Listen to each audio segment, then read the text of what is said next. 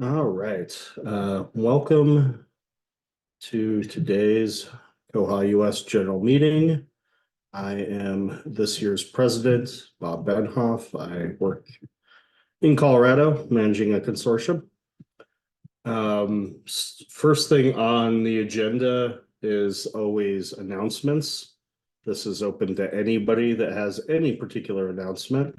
So I'll open up if anybody has anything they want to talk about. George has asked for the agenda. I think we could probably put that in the chat.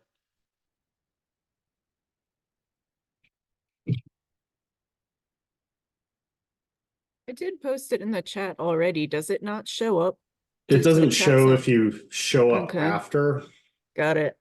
so that's the problem. Great, thank you for doing that, Kristi.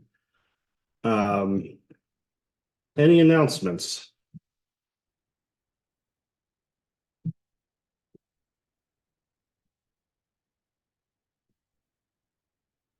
Not to put Chip on the spot, but I see Chip's here, and I believe you have recently joined the Koha community, your library. So I'm going to announce that. Okay. Hi, everybody. Yeah, I'm actually at the Welcome. POA conference, taking a break Oh, from cool. conference. So, yeah, Excellent. wanted to check in. Okay, Welcome, Chip. We're glad to have you. thanks. Just 20 years on my job this month. How to say Wow. announcement? That's something. That's good. Yeah, I'll be on this particular job in a week. It'll be 13 years for me. Wow, that's great, Bob. So 20 is, more impressive though. Wow, thanks. Cool. I don't see any other announcements, so let's go into the agenda. First, George wanted to talk about some things he observed at the recent Aspen Con. Well, I wouldn't call these observations so much as part of a discussion. So Aspen, they have been doing like focused. The Aspen community has these meetings every month, and they've been having meetings for like the people that are using Aspen with Sierra and the people that are using Aspen with Symphony. And they've never had a group that's doing Aspen and Koha. And that's because starting out, that's all there was. And so it's like, we don't need a special group for Koha because, that's all that we're doing right now. And so one of the things that was discussed was the idea that now there are enough different ILSs that can use Aspen, and they're having these groups for, Aspen and Evergreen, Aspen and Symphony, Aspen and all of these other different products. And it felt like there was a time that this was the time to do a monthly group for Aspen just for Koha users. I said that would be something that Koha-US might be able to help with. And the feeling there was that some people from outside of the United States feel put off by Koha-US because they feel like it's only for US people. And so the Aspen community, I just said that I would bring this up here, that there's talk about doing some kind of Aspen users group, users meeting, either sponsored by the Aspen community or by the Koha community, just for Aspen users. And then I would bring that to everybody's attention here. And, if you are using Aspen, we will be migrating to Aspen. We will start using Aspen later this year. But that was one of the things that we discussed at the conference. And I said that I would come here and talk about it. And so I feel like I've done that now. The other thing that I also said that I would do is there was a discussion about Aspen documentation that could use some help. And so if anybody is interested in helping with the documentation for Aspen, that is also something that the Aspen community feels like it needs help with. And I sat at a meeting with some people from different organizations talking just about documentation, because I don't know a hell of a lot about Aspen yet because we're not using it yet. So that was kind of all that I could do, was sit and talk about the documentation. And as an outsider, it appeared to me that there are 3 areas where Aspen, there was talk of like a wiki, like the Koha wiki, but the problem with the Koha wiki is it's like the Wild West, and there's it's like the regular Wikipedia, where you can have like a 40-page article on one episode of Star Trek the animated series. A 22-minute long episode of a TV series from 50 years ago will have a 40-page entry, and then like how a nuclear reactor works gets like 3 paragraphs. And that's the way the Koha wiki kind of is. There's things that people are interested in, and that gets a lot of attention, but then there are bigger issues that don't get a lot of attention because nobody's taking the time to write about those. So, but the areas that we talked about where there needs to be some better documentation for people to install Aspen and set Aspen up, how to do this. And then there needs to be documentation for, library users, how does library staff get Aspen to do what they want it to do for their library? And then there's an area of need for documentation for end users, for library patrons. How do they get the most out of Aspen? And so those are the kind of the areas that were discussed. And there was talk about starting some kind of Aspen, community documentation team. So I wanted to mention that to everybody too. So that's all I had from the Aspen conference. It was, if you didn't get a chance to go, it was a really great conference. It was snowy. So I drove there, we're only 500 miles away. So it was an 8-hour drive, and I drove there.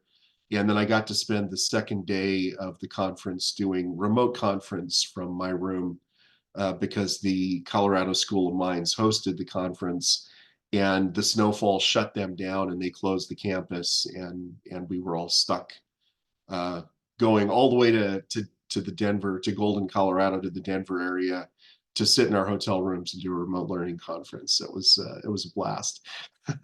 But we did the best we could. We met at the hotel and took over the restaurant for the better half of 2 days, and we had a really good time. So that's all I had to say. If anybody has any questions.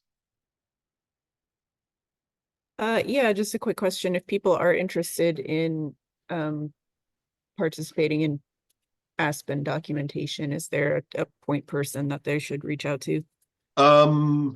You can contact me, George, at NEKLS.org, because I don't have, I got everybody's contact information. I didn't bring it to work with me. Okay. It's on my laptop, which I left at home today. So, but if anybody has any questions, just about anything, feel free to email George, and maybe I'll get back to you.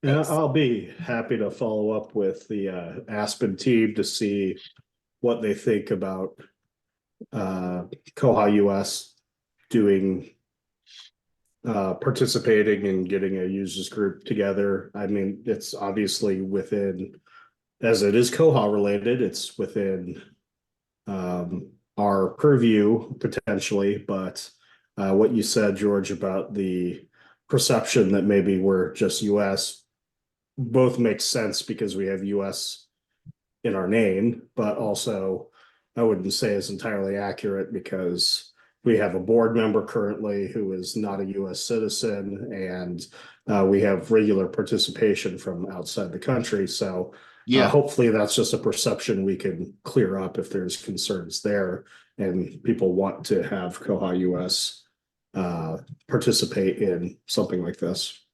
the original plan was that this would be Koha North America, but somebody objected to that in the first year. And so we backed off and said, all right, Koha-US. And I think that was a mistake, but I didn't have anything to do with that then. So Nor did yeah. I.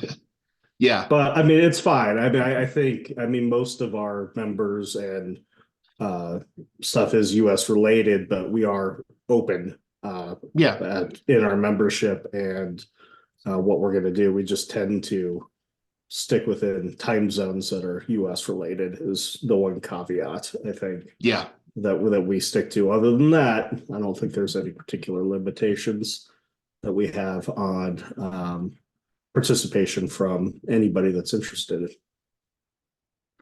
So yeah, I will be happy to follow up and see what makes the most sense. If anybody is super excited about this idea, say like if we had it as something that, whether it's a special interest group or not, something that somebody would want to lead, that would be information that would be useful to me. Because I'm probably not going to undertake that myself, but we'll be happy to connect the right people and get things going. Thank you, George. Sure, Any you're other welcome. questions on that?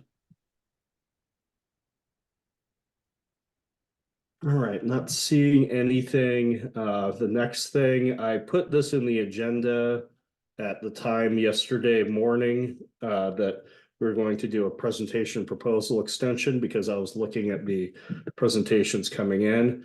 And since that moment, there was like 9 presentations that came in. So I think we're in a lot better shape. What I will say is we're going to unofficially keep presentation proposals open through the end of the week because I know there's might be a couple people that are still working on something and plan to submit. And we don't want to shut that off, but we're not going to do a lot of special advertising or I'm not going to go hat in hand to people and beg as much as I was planning on doing this time yesterday. So we're in good shape, a lot better shape with what's coming in. Andrew has his hand raised. Hello. I got an email this morning from someone who wanted to update their presentation proposal. They were adding a co-presenter. How are those best handled? You seem to handle it fine. You just changed the what it said on the form, and that worked. Quite well. So you can contact Andrew or myself if you have updates to that, to something you want to make on the presentation. If anybody has submitted, we haven't really officially gone through those proposals yet.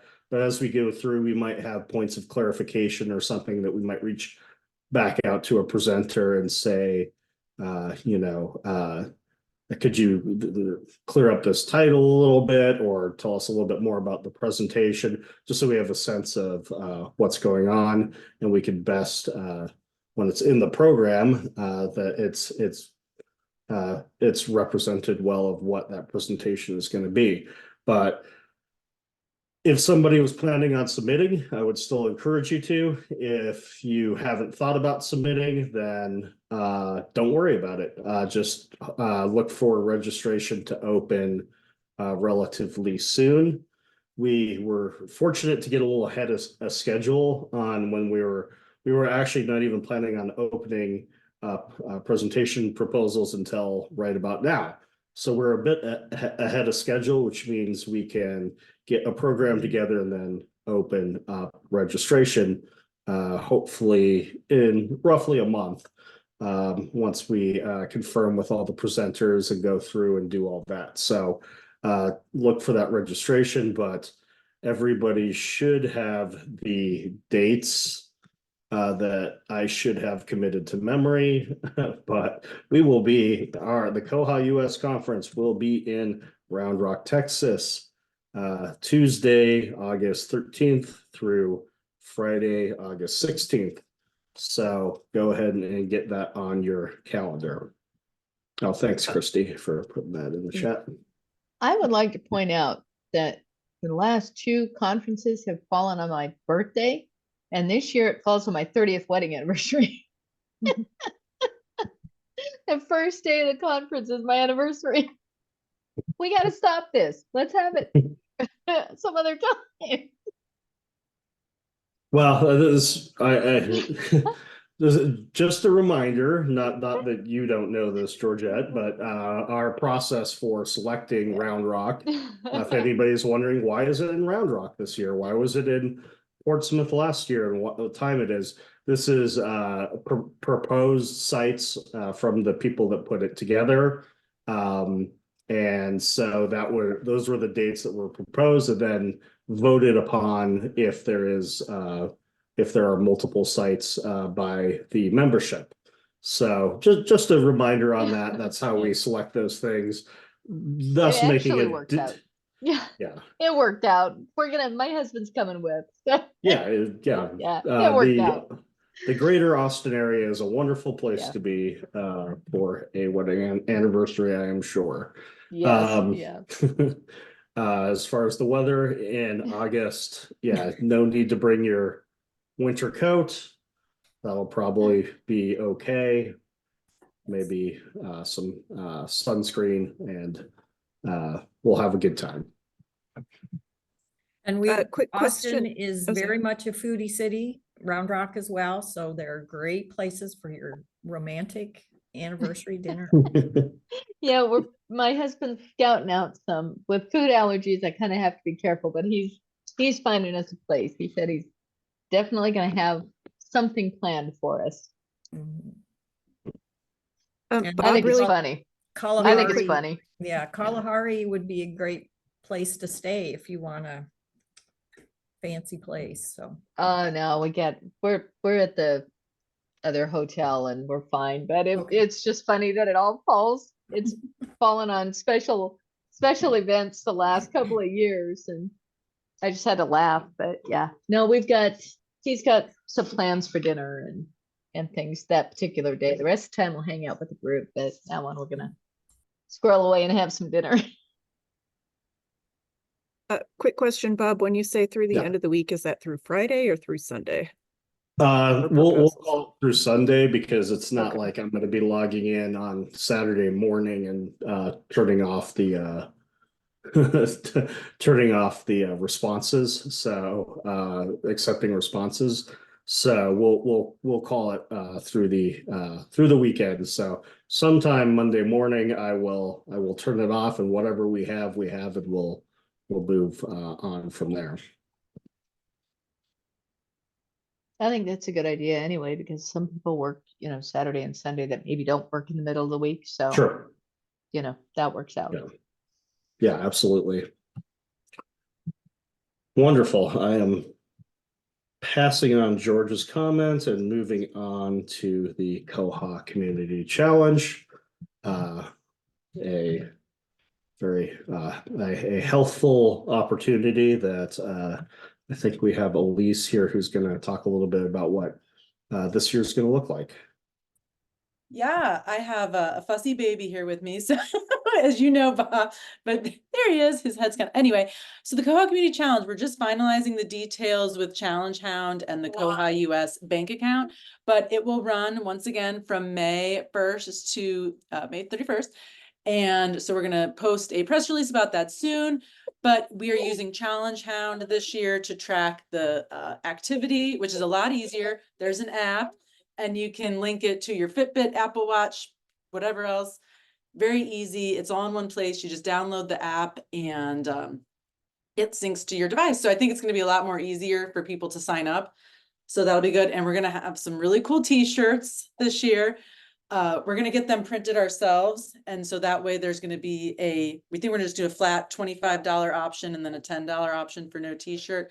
So once we get all those final details set to go, we'll be ready to promote it. So that's pretty much the latest update I have. Did you have anything else, Bob? Yeah, I think we actually, last I talked with Jesse was we were going to just do a $15 option, just one thing to keep it simple. And then ByWater was covering the t-shirts. So if that has changed by the time stuff comes out, then we'll find out very soon. But that was my understanding. Did you hear anything about that? Elise, is that? No, Yeah, okay. I think we're going to stick with that plan. Well, Okay. we're just trying to, we're reaching out to Challenge Town to see if we can do the two different options. But if Okay. not, we'll just do the $25 flat rate and everybody will get a t-shirt. All right, well, we'll look forward to seeing the final details on that and you know, it's this money, the way ByWater has set it up, the money that goes into this goes, all profits go to Koha-US. So it's our biggest fundraising opportunity of the year. So I encourage you, not only for health reasons, but for reasons of supporting this organization, to consider doing it. I will definitely be doing it again this year. And I will mention, if you're wondering where does all that great money go, we use that money primarily to put back into the Koha community via developments. So this is what funds our development fund, and then we go through and decide on right now the development committee is actually working on putting together a list of developments that could be voted on. And when we get that all set up and ready to go, that'll be, if you're a member, you get an opportunity to vote on how we spend our money, and that's where that money ends up going. And we'll make Bob star in a video again this year. Or we'll make him star in the president always stars in the video. So Yeah. So I'm awaiting my I'm awaiting my instructions on that. Okay, wonderful. All right, so next on the agenda, as we've been doing this year, we are trying to bring in guests to talk a little bit about various aspects of the Koha community. And because the Koha community is quite vast and worldwide, we're going to bring guests from wherever we can think of. And I am delighted today that to say that Jennifer Weston from Equinox, who is another support company for Koha here in the US, has joined us. And she's going to talk a little bit about what Equinox is up to as it relates to Koha. Thanks, Bob. I want to make sure you can hear me first. Great. And let me share my screen and make sure that that's going to work the way we want it to. And then I will get going. Let me make sure you said 10 to 15 minutes, and I do talk quickly, but also a little too long. So if you need to tell me to stop at any point, please do so.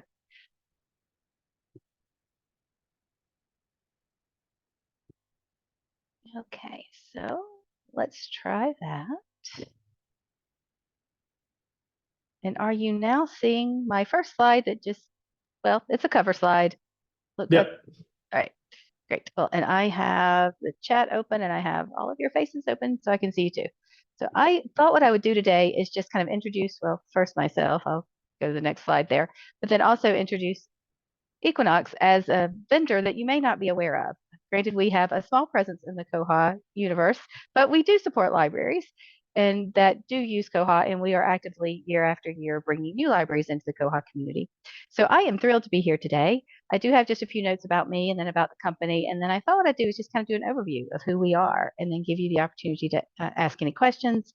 I'm going to talk some just from a personal point of view about some of the more interesting projects I've worked on recently, but not necessarily get into the weeds about any of the heavy functionality. Your Koha folks, that this isn't a training. This is more just so I can get to know you and you can get to know me a little bit too. So I'm going to leave that picture up. It's an older picture, but we all keep older pictures around, don't we? So I do just want to say thank you to Bob for inviting me to join this month's meeting. And interesting note about Bob is that we met at ALA last year. Time's a blur. And it was one of those conversations. Yeah, great. And it was one of those conversations where Bob goes, "Oh, I didn't know Equinox supported Koha." I'm like, "Yeah, that's a thing." So I am glad to have this opportunity to say, yes, we do indeed. You probably know us more from the Evergreen ILS, but I'll talk more about that in a moment. But I am at Equinox the Product and Education Manager. I've been in that role only for a year. Prior to that, I was a trainer and worked with the implementation team. I'm also the Assistant Operations Manager. That only means that I formally just have two titles because, like so many people in the library world, in the library vendor world, we all wear multiple hats. So if you got the long message there about my my two titles. That's what that means. Underneath it all, I'm just a librarian, and I have been for years and years. I've worked with Equinox for only 5 years, though. Before that, I was in public libraries here in North Carolina, where I still live. And I worked in public libraries for about 10 years, a little longer than that, primarily as a cataloger and technical services manager before I came to Equinox. If you're not familiar with our structure, we are a fully distributed workforce. So we all work from wherever we happen to live in the country. We're on every time zone now in the United States. I have only attended one Koha conference in person, and that was in Lawrence, Kansas in 2022. So I see a few names that I recognize from the Kansas conference. So hello to the folks I met in person back then, though I have enjoyed several conferences by attending them online. And I'm looking forward to getting to know the community better and in my new role of being able to participate a little more often than I have been able to in years past. So here is my email. So you are welcome to contact me anytime. And also I'm on the Koha Slack channel, just at my full name, Jennifer Weston. So that's me. So who's Equinox? It's Equinox or Equinox. People ask me, does it matter? It doesn't. Those of us that work for the company say it differently on different days. So we will answer to either. But if you visit our website, you're going to see this lovely graphic that's just going to tell you a little about us. I included it just so you can have the link to our website. You can find out much more about us if you're interested. We are a nonprofit organization and a service provider of open source library technologies. And I'll talk a little about the different types of libraries we support and a different kind of products. Normally, I don't read text from slides when I'm doing a presentation because it's a horrible thing to do, but I really love our mission statement, so I'm going to read it to you anyway. And I love mission statements that start, we're on a mission. So we're on a mission to provide innovative open source software for libraries of all types. Libraries being a term that we use to provide archives, museums. So we call that libraries of all types. And we invest in open source technologies, provide software and consulting services for libraries, and positively contribute to our professional communities. And I like that we include our value statement here. We value integrity, privacy, diversity, equity, and inclusion. So I include that in all my presentations where I'm talking about work for. Very, very brief history. We were founded by the original developers, the Evergreen ILS. And as I said, if people are familiar with us as a library vendor in the library world, we are most likely because we are associated with Evergreen. That's because the people who founded our company originally developed Evergreen ILS. It grew out of the Georgia Public Library Service going on 20 years ago now. They wanted a new open source system and there wasn't anything out there they liked. So they said, we'll just create our new one. And they had about 275 libraries, I think, at the time. Once they completed that project, they decided that they wanted to release the software as an open source product. So the original development team founded Equinox Software Incorporated in 2006. In 2009, we started hosting Koha libraries when we brought Galen Charlton in, and he was very active in the Koha community for a while there at the end of the 2000s and into the teens. He still is, but not to the extent that he was then. But with Koha's experience, with Galen's experience with Koha, we were able to expand into working with Koha libraries. And then in 2017, we transitioned to a nonprofit organization, really because it just aligned more with our mission of what we wanted to do with and for libraries. So we are still a nonprofit today. And the original developers from the Evergreen ILS are still very much a part of our team. Over the years, our services have expanded to include a number of open source solutions beyond just Evergreen and Koha. We, of course, you'll recognize Aspen, which you've already talked about. And George, I think one of my colleagues may have been at that roundtable with you talking about documentation. Lena was there at the Aspen conference. And so I'll be pleased to let her know that you're enjoying carrying on the conversation about Aspen documentation. It's one of the things she's most passionate about. So I'm glad to hear that that conversation is continuing here too. We work with Aspen and Viewfind, Discovery. We also work with smaller products that kind of fit specific needs, like the Coral Electronic Resource Management. This is obviously before Koha started developing the ERM of its own, but we do still support Coral for our libraries. And then Subjects Plus, we just use for library websites and for training portals. I use them all the time to put together really quick. I use Subjects Plus all the time to put together little quick training portals. But in general, we just believe that libraries should have choices within the open source software community. So we kind of look at what their needs are and the open source products that are out there and how we can help implement them, and then how we can be a part of the communities to support libraries and their needs. So Equinox's services, I'll go through these really quickly because these are services you know that library vendors provide. So As a service provider, we provide hosting and development and implementation and training and education and everything else listed here, consulting and support. You now know I'm a cataloger and you now know I'm a trainer, so I can spend way too long talking about those two things, but I have filtered myself today not to do that. So I will hit on each one of these ever so briefly and then talk about some of our libraries. Hosting, I did just want to say that we do have two types of hosting with Koha. We have what we call on-demand ILS hosting. This just means it's not a dedicated server. These are for our smaller library systems, and they are the kinds of systems that really have like fewer than 50,000 titles, something like that, that we can just create really quickly and get them up and running very quickly. So they're really for smaller, special, public, academic, even church libraries that we support. And then we have a full dedicated hosting service, which is the full monitoring 24/7, 365. You can get to us anytime, get to our help desk at any time and any day. We do monthly maintenance updates to fix bugs, all the things you would expect from an ILS host.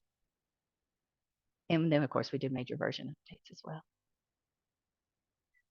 Development, I struggle with how to put this out here because we spend a lot of time on development, but a lot of the time that we spend on development clearly has not been something that you are seeing in the Koha community in the last couple of years. How our priorities come about with development is what our current customers need. And so as you will hear, as I talk about some of our other products, we've been looking more at Aspen and Evergreen as our priorities for the last 2 years. But the way we go about approaching our development is very much in a way, it's team prioritization. So we talk with our customers, see what they need, and then we take our experience because we do have lots of developers on our team. Well, I say lots, we have 6 or 7 developers now that have experience in front-end development, accessibility, architecture, database design, third-party integrations. We've got core committers from several open source projects. And what we're looking at now is how we can take some of the efficiencies that we're gaining by working on themes throughout a year and working across product lines. So for starting last year and into this year, our theme has really been accessibility.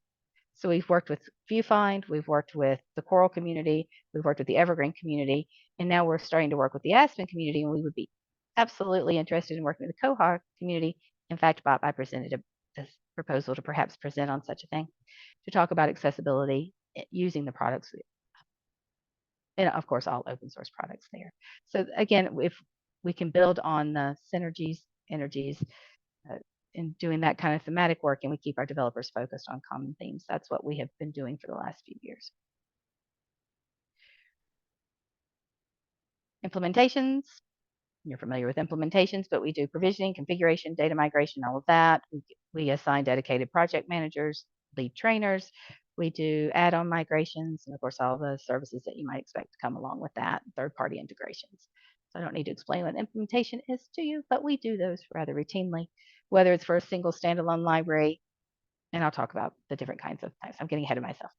And then training, and I will go through that quickly because training is training, but we do so much in the way of tailoring training. So migration training is not one size fits all. We do tailored to library training. We do new staff training. We do refresher training, and that's not just for new releases. That's more when you have staff that just need you've got a new staff, and refresher training means that they haven't really trained staff in a while, so that it's nice to bring everybody back together on staff days, that sort of thing. And we do all kinds of custom training too.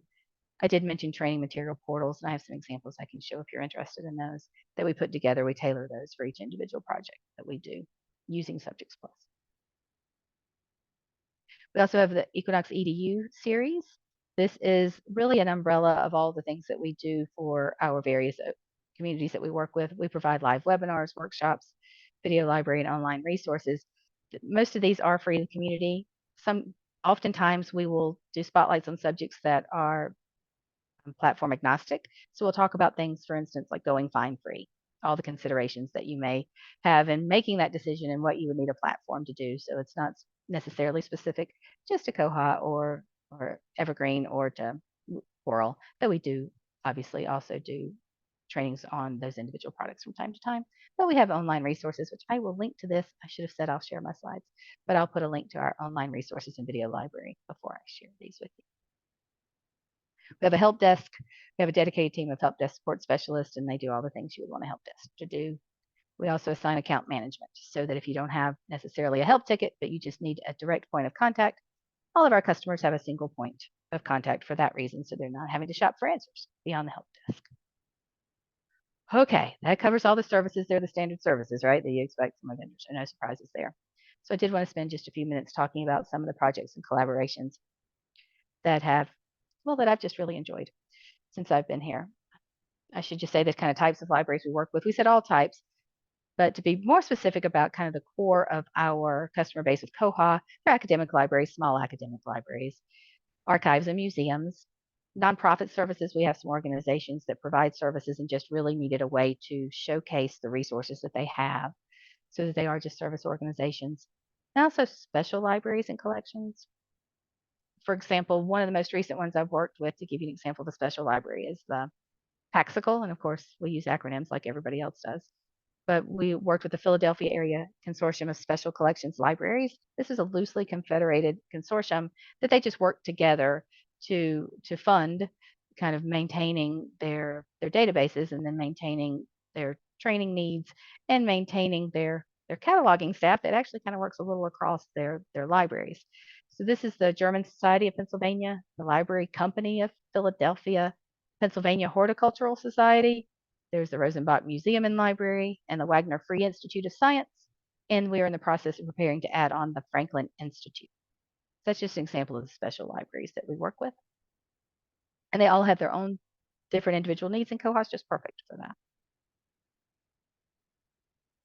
Types of integrations we work with, again, would be integrations that you are very familiar with. Discovery layers of both Viewfind and Aspen. Coral, as I mentioned before, all types of digital repositories that are native, that are sometimes proprietary that we need to link to, and then others that are the larger repositories that are more well-known. We've also just announced last month that we are going to be an OCLC partner with their WorldCat metadata API. And this is just to provide integration with the WorldCat through their OCLC Partner Platform program. This allows partners to integrate OCLC, their cataloging, discovery, resource sharing functionality, just through a variety of APIs, really. But it allows the library service providers like us to integrate with their WorldShare management services and some of their other library service platforms. This announcement was just made last month. We have one customer we'll be working with is Westchester Library System to get that off the ground as the pilot. So we will be sharing more information as that goes along. And then just a few notes about the types of challenges we enjoy. Multiple libraries and new consortial relationships, like I just talked about the Paxical system there. That was really one of those things we like seeing how that they work together, but not really together. Those are some of the more fascinating challenges that we have. And the usual things that you encounter, but the things that we really work together as a team on, because we bring in our data analysts and our system admin people and then trainers as well to talk about some data standardization projects. If you bring data in, indexing needs, I think, are an ongoing challenge week after week after week, because people want to see data returned in different orders and different priorities. And of course, patron engagement and discovery. So let me skip ahead a couple of these here. Types of customizations that we really enjoy in Koha. Anything that I say custom appearance configurations, these are when you're in your library and you go, wouldn't that be cool if it didn't look like this, it looked a different way. Really, really enjoy doing those. So if there are things that you can do through the user interface, some of them not so much, some you can do on the server side. And then we get those questions when we are doing implementations like, couldn't we just search in one box for all of our resources? No, the discovery layer will do that for you. But when we're just looking at Koha sans a discovery layer, we have been able to do that on multiple occasions. And I put a link here to Columbia Theological. Let's see if I can. This is a seminary out of Georgia. Kind of show you what I'm talking about here. I don't know if you're still seeing the same screen there, but it's just a simple combo box there. So there's just a drop down. So you can search just the catalog, or you can search directly out to Galileo, which is a Georgia-based repository there, directly out to their archives, directly to their digital collections. And it's just a pass-through search there. So we're able, and it's just this little simple combo box, and it looks nice and simple, but it's one of those things that when a library asks, why can't we just search everything at once instead of having to go, have different entrance points? We said, well, certainly we can do that. That's the kind of things we like to do, just to make life a little easier for staff and for the patron experience. And I'll just skip along. These are things you'll be more than familiar with. One of the things we are looking at now, though, is exploring accession number browsing for one of our libraries. In fact, that's one of the school libraries, is to see how best we can preserve their accession numbers that are in just a variety of formats, and then also enable exploring that. So it's a project we have in the works now. A couple of notes about consulting. These are things you'd be familiar with. This is just really my segue into what I really want to talk about, and that's creative workflows. So yes, we can do consulting on accessibility, and that's been, like I said, our theme for last year and this year. Integrations, policies, catalog frameworks. But though creative workflows are probably perhaps my favorite thing to get involved in, which lets me do this. I could talk about myself in the third person. Some of Jennifer's greatest learning opportunities were thanks to what we call our open source grant projects. Our open source grant projects started June 2019, just about the time the pandemic hit. So it was perfect time to do kind of remote projects with libraries. And this was a grant that we are giving to libraries. It's not grant seeking, it's grant lending. So that we made this grant available to libraries. Of course, there was an application process for libraries that were 501, well, either libraries or nonprofits. It had to be the US. Anyway, you see the requirements there. And we started those in 2020. The first ones were completed in 2020. And here, just highlighting a few of the ones we've worked with to date, just to give you the kind of sense of the different kinds of libraries we've worked with. Now, all these are libraries or organizations or nonprofits that simply didn't have the funding or the expertise to implement an ILS of any kind, but certainly wanted to pursue open source ILS because it was really the friendliest for what they wanted to do. And at the end of the day, what they wanted to do was just make their collections discoverable and bring them all together in one place. Common theme here is that all of these projects meant that we had to find data where it lived, and none of it lived in a MARC database anywhere. So it was converting that into a format that could be brought into Koha, and then start looking at how we can best collaborate with each of these libraries to serve their very different needs. So Spark Central is an arts community in Washington. Biblioteca Nacional de Puerto Rico, or the National Library of Puerto Rico, I won't try the Spanish, is a project that I believe I'm trying to think, it was 2020, I think it was one of the online Koha conferences. A colleague of mine, Felicia Bujeri, and I worked on this. We did a whole presentation, online conference on the National Library of Puerto Rico, because they really started with not being able to access materials outside of the physical confines of their library. Nothing was available beyond coming into the library in Puerto Rico. And during the pandemic, it was very important that they made materials available, obviously online and in digital formats. So we worked with them for over a year to make that happen. And just a couple of others there. The Center for Khmer Studies, which yes, is in Cambodia, but they do have a governance office in Washington, D.C. that we worked with. So the Khmer Studies is actually an independent American overseas research center. And then the Vermont Jazz Center is, again, a nonprofit organization. It just works to preserve the jazz communities, and then also broaden the constituency of artists and students in rural Vermont. So it's a small little jazz center, but also one with a very long history. And then lastly, and I'll wrap up here because I could talk about these projects at length.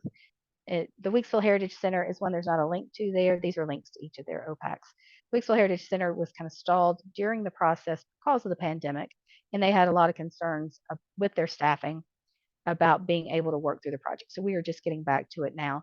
The Weeksville Heritage Center, it's a historic site and cultural center in central Brooklyn. It was one of the original and actually largest pre-Civil War Black communities in the United States. So I'm looking forward to getting back to that one. Gives you a little idea of kind of the things that we work on and the kinds of things that I find most interesting, and the kind of things that our developers are always looking for are ways to collaborate to make non-standard request of an ILS, and find that Koha also often is the perfect software partner to be able to make these non-standard things work in the most creative of ways. So I am always interested in ideas that you have or things that you're already doing in your library, and I am certainly glad that I'm now going to have the opportunity to get more directly involved this year, so that I can continue to see your conversations and your celebrations throughout the year.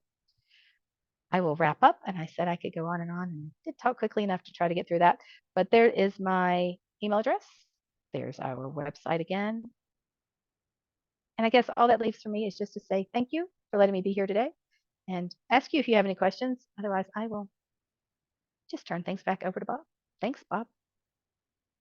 Yeah, definitely do some questions. I see Michael has one in the chat. Do you have a large proportion of non-public libraries, museums, academic, etc.? And how many libraries, organizations do you support in total? Michael, I don't have an actual number for you there. And if we're talking about just in Koha, the largest majority of what we do with Koha are non-public libraries. With Koha, the public libraries we tend to support in large consortia of public libraries, and they tend to be on Evergreen.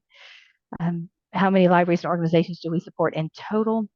And again, if we're looking across both platforms, I don't know. I'll find out and get back to you. I don't want to give you a bad number. And if we're looking at specifically the systems versus the actual outlets for each library, that would be a much bigger number. Looking at Koha, I mean, we're probably not above 50 at this point, just to give you a round number of the number of customers we have with Koha. Evergreen is much larger than that. I mean, Evergreen is just a bigger part of what we do and have done for a longer period of time. But I will get an actual numbers and send those back to Bob to be able to share. It will be in our annual report. I just don't know the numbers off the top of my head. There's also a question from Kristi about whether the grants support discovery layers and ILS. Very good question, Kristi. They did not when we wrote the original grant outline in 2019 because it wasn't something we were considering in 2019. We definitely should. And one of the things I didn't mention about the grants, and I tried not to read everything on all of my notes there, is that it doesn't come along with just the implementation. It comes with 3 years of free hosting, and then they can renew that hosting and that service every 3 years as long as they continue to show that they still have the financial need. And that, if they're a large growing organization, that we'd have to revisit that, but we haven't had to do that. No, it hasn't to date for discovery layers, but it's certainly something we will look at when we renew the next round of them. So we just renewed 2023. So when we renew the next round in 2025, that'll be the time we'll look at discovery layers and ILS. I certainly think that that's the natural progression of those grants. I have a question about the development that you do in Koha. How much are you doing right now? Is that something that you're doing specifically just for libraries you support, or are you open to working with a library that's not one you support? Thanks, Bob. We are absolutely open to working with libraries that we don't support. And one of the things we can also do is just look at speccing out something. I mean, what would this, if you have an idea, what does this actually mean? We have several people dedicated to just doing that on our dev team to say, okay, let's talk about the idea and get down to the nuts and bolts of, you take the idea and turn it into what might it look like. So we start with there. Usually our development is that 2-step process. Let's spec it out, see what it looks like. And then from there, then talk about what it would mean to make it a reality. Absolutely. At this point, we are not doing big feature development, to be very honest about Koha. What we are doing is more of the things that our customers say, wouldn't it be nice if it could do these smaller things? We're not eyeing creating new modules, but we would absolutely be open to collaborating on that kind of work. I feel like we've got the experience working with Koha. We have several developers. I mentioned Galen's been doing this for 20 years. He was our lead Koha developer, and we're certainly open to those conversations. And encourage those, welcome those, certainly. Any other questions before Jennifer? We have some time left. If we're out of questions for her, then what we typically do in these meetings is we just have open discussion with bugs and things that are going on. So anything else? All right. Well, thank you, Jennifer, so much for coming by and talking to us about equinox. I apparently say it equinox, not equinox. That's fine. I learned that about myself when you were pronouncing it the other way. It's my southern accent, though. That's what I mean. Even those of us that work there say it differently. So I can't lose the accent. Yeah. Well, thank you very much. It's okay if I hang around for the rest of the conversation. Oh, yeah, please. And I would invite you to attend any and all of our meetings that you were able to attend. I will look forward to more of them. Thank you. Right. All right. Does anybody have any bugs that are problematic that they are looking at, interested in, just filed recently?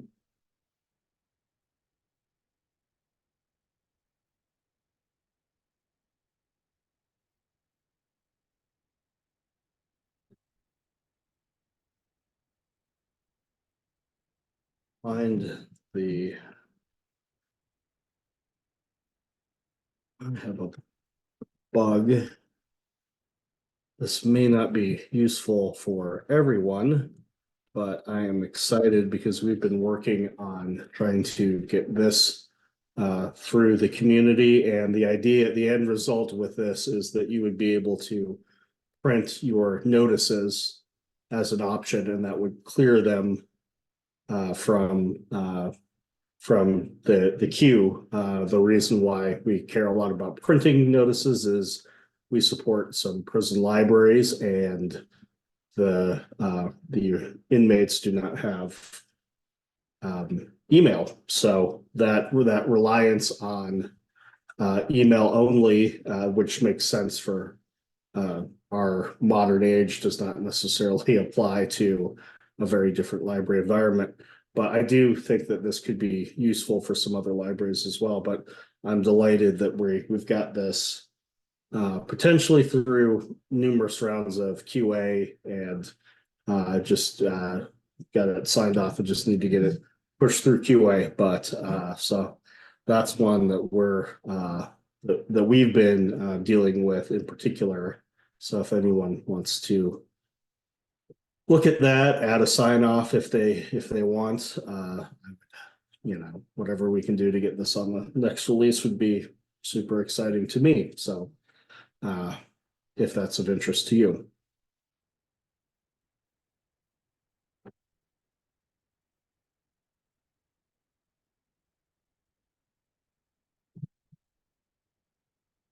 Anybody else? I feel like I shared one that Andrew's has got passed one. QA that I'm just excited about. Cool. I don't know, is Brendan here? So Brendan Lawler from library, who I've just forgotten. Quick, Clams. thank you. I'm glad other people remember these things. Brendan wrote this patch, and I'm super excited about it. It makes it so that when you are writing reports, the two runtime parameters in and his new option all. Well, first off, it adds this new option, so you can.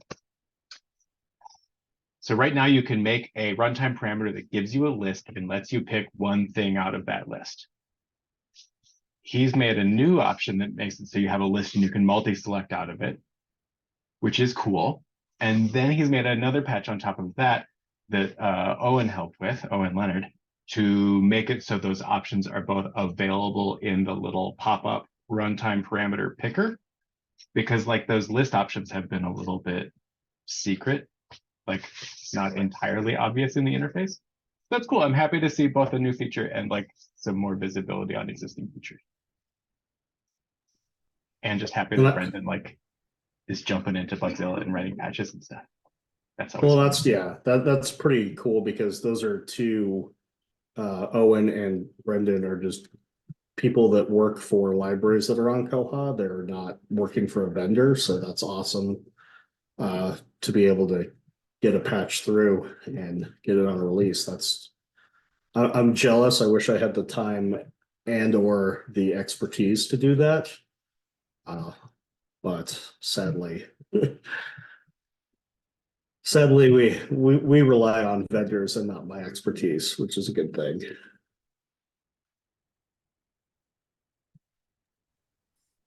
All right, I've got one for you. At our last, oh dear, I'm gonna sneeze. Okay. At our last acquisition SIG meeting, we talked about further enhancement of receiving multiple items in a non-EDI order, and kind of making that even better, reducing clicks and things like that. So that is bug, where did it go? 36364. And any kind of comments, voting, whatever, to get that pushed through. I think this would make a huge difference, especially for smaller libraries that aren't using EDI to make their workflow go much quicker.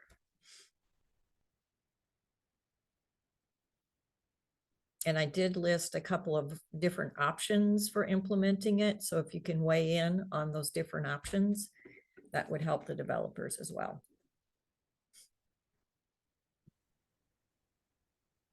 The acquisitions crew does a really good job of identifying these and working with the developers to get them really honed.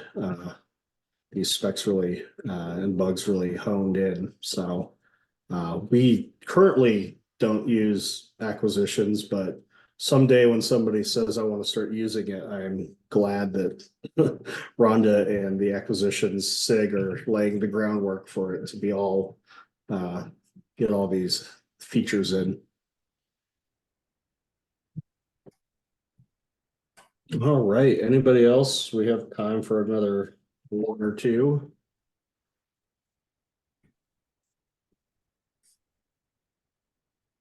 Not seeing anything, so I think we can go ahead and just end the meeting slightly early.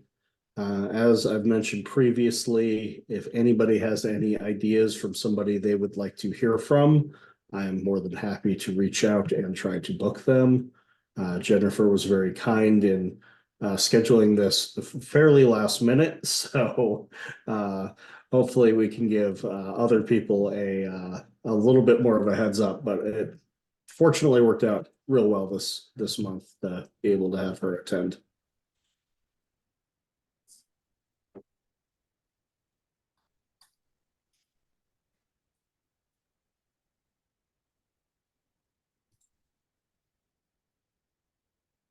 All right, well, we'll see you. Next general meeting is going to be, it's always the first Wednesday of the month now, so that'll be May 1st. So we'll see you then. Thanks again. Bye.